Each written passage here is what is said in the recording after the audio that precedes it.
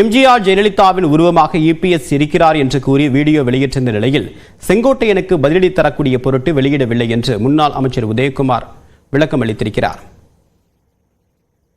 இந்த மக்கள் இயக்கத்தை மீண்டும் ஆட்சி கட்டிலே அம்மாவின் ஆட்சி மலர செய்வதற்காக, புரட்சித் தலைவருடைய ஆட்சி மலர செய்வதற்காக புரட்சி தமிழர் ஐயா எடப்பாடியார் நடத்துகிற அந்த தியாக வேள்விக்கு நாம் அனைவரும் உறுதுணையாக இருக்க வேண்டும் என்கிற அந்த வேண்டுகோளைத்தான் காலையிலே நான் வீடியோ பதிவாக வெளியிட்டேன். அதை யார் மனதையும் புண்படுத்துவதற்காகவோ, யாரும் வருத்தப்படுவதற்காகவோ அல்லது யாருக்கும் பதில் சொல்வதற்காகவோ அல்ல. மூத்தவர் முன்னவர் சுட்டிக்காட்டுவதற்கு அவருக்கு உரிமை உண்டு, சுட்டிக்காட்டி இருக்கிறார். அந்த சுட்டிக்காட்டிய விதத்திலே தான் இன்றைக்கு பல்வேறு சர்ச்சைகள் இருக்கிறது. அதை பற்றி நான் உள்ளே போக விரும்பவில்லை. அவருக்கு தெரியாது ஒன்றும் இல்லை. மூத்தவர் முன்னவர், காலையிலே கூட அவரிடத்திலே நான் பேசினேன். ஆகவே அதை நான் சொல்லவில்லை. நான் அது அண்ணன் செங்கோட்டையன் அவருடைய தியாகத்தையும் சாதாரணமாக மதிப்பிட முடியாது. அதில் எந்த மாற்று கருத்து இல்லை. ஆனால் எல்லோரும் ஏதாவது ஒரு சாக்கு கிடைக்காதா, ஏதாவது ஒரு வாய்ப்பு கிடைக்காதா? ஏன்னால் அவரை குற்றம் சொல்லவே முடியவில்லை, எடப்பாடியார் அவர்களை குற்றம் சொல்லவே முடியவில்லை. ஆகவே இன்றைக்கு எதிலே குற்றம் சொல்வது? சகோதரர்களுக்கு இடையே நிலவக்கூடிய பிரச்சனைகள் சரியாவது போல அதிமுகவில் ஏற்பற்றக்கூடிய பிரச்சனைகள் சரியாகிவிடும் என்று முன்னாள் அமைச்சர் செல்லூர் ராஜு தெரிவித்திருக்கிறார். மதுரையில் செய்தியாளர்களிடம் பேசிய அவர், எடப்பாடி பழனிசாமியின் செல்வாக்கை குறைக்க திமுக அரசு செயல்படுவதாக குற்றம் சாட்டியுள்ளார். ஒன்று அதிமுக ஒன்றாகத்தான் இருக்கிறது. யாரும் இதுல பிரியல. தலைவர்கள் போவார்கள் வருவார்கள், அவர்களை பற்றி எல்லாம் கவனம் இல்லை. ஒரு காலத்தில் 2 அணி 2 அணியாக இருந்தது. அதுக்கு பிறகு இந்த அணியை மாறல. இப்ப அதுக்கடுத்து எதுக்கு ஒண்ணுமே இல்லை. இழந்த சின்னத்தை மீட்டினது அண்ணா திராவிட முன்னேற்ற கழகம்.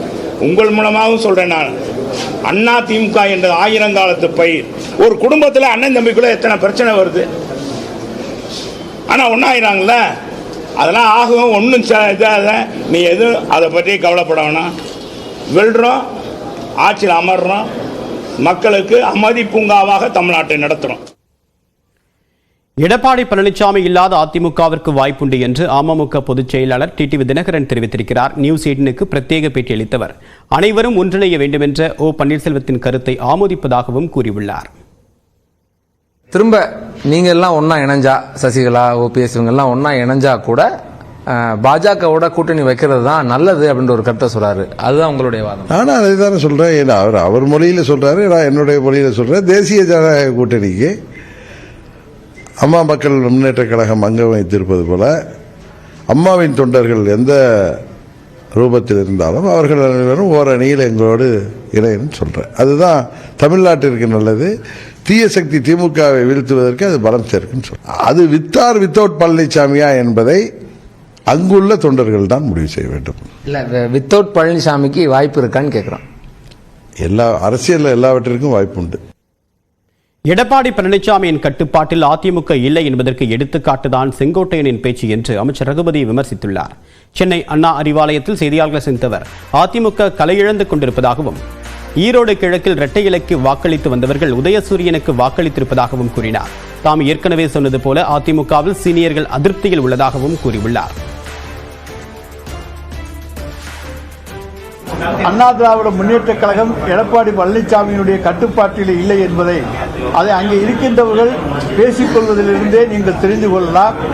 ஒரு நண்பரின் இடத்துல சொன்னார், சமீபத்திலே முன்னாள் அமைச்சர் செங்கோட்டையன் அவர்கள் தன் நண்பர்களோடு பேசிக் கொண்டிருக்கின்ற பொழுது கட்சித் தலைவர் எடப்பாடி பழனிசாமி இருந்தாலும், வேலுமணியாக இருந்தாலும், தங்கமணியாக இருந்தாலும் எல்லோருமே எனக்கு ஜூனியர்கள் தான் என்று சொன்னதாக ஒரு தகவல் வந்திருக்கிறது.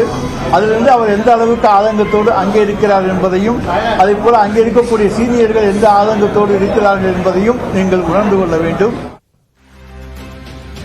அதிமுக கலகலத்து போனதால் தான் அதன் வாக்கு வங்கி 23%இலிருந்து 20% சரியும் என்று கருத்து கணிப்புகள் வந்திருப்பதாகவும் கூறினார். அண்ணா திராவிட முன்னேற்ற கழகம் 23% பெற்றிருந்தது 20% குறையும் என்று ஒரு கருத்து கணிப்பும், மற்றவை எல்லாவற்றையும் சேர்த்து, அதாவது எல்லாம் ஒன்று சேர்ந்தாலும் சேராட்டி சேர்த்து கணக்கெடுத்து ஒரு என்டிஏ என்று போட்டு ஒரு 21% சொல்லியிருக்கிறார்கள். அதைத்தான் இங்கே நாங்கள் இன்றைக்கு சொல்ல அதையும் விரும்புகின்றோம். கடந்த நாடாளுமன்ற தேர்தலில் 47ஆக இருந்த திமுகவின் வாக்கு வங்கி 52% உயரும் என்றும் கருத்து கணிப்பு கூறுவதாக அமைச்சர் ரகுபதி தெரிவித்தார். முன்னாள் முதலமைச்சர் மாண்புமிகு ஜெயலலிதா அவர்கள் தான் சொன்னார்கள், கண்ணுக்கு தெரிந்த தூரம் வரை எனக்கு எதிரிகளே இல்லை என்று. நாங்கள் எதிரிகள் இல்லை என்று சொல்லவில்லை, எதிரிகள் இருக்கிறார்கள், அவர்களுக்கு வாக்கு வங்கி இருக்கிறது என்றுதான் சொல்கிறோம். அந்த வாக்கு வங்கியை சேர்த்து வந்தாலும் எங்கள் வாக்கு வங்கியை அவர்கள் மிஞ்ச முடியாது. அதற்கு ஏற்றாற் போல ஒரு மக்கள் ஏற்றுக்கொள்ளக்கூடிய ஒரு ஆட்சியை, திராவிட மாடல் ஆட்சியை மாண்புமிகு தமிழ்நாடு முதலமைச்சர் அவர்கள் நடத்தி கொண்டிருக்கிறார்கள் என்று சொன்னேன்.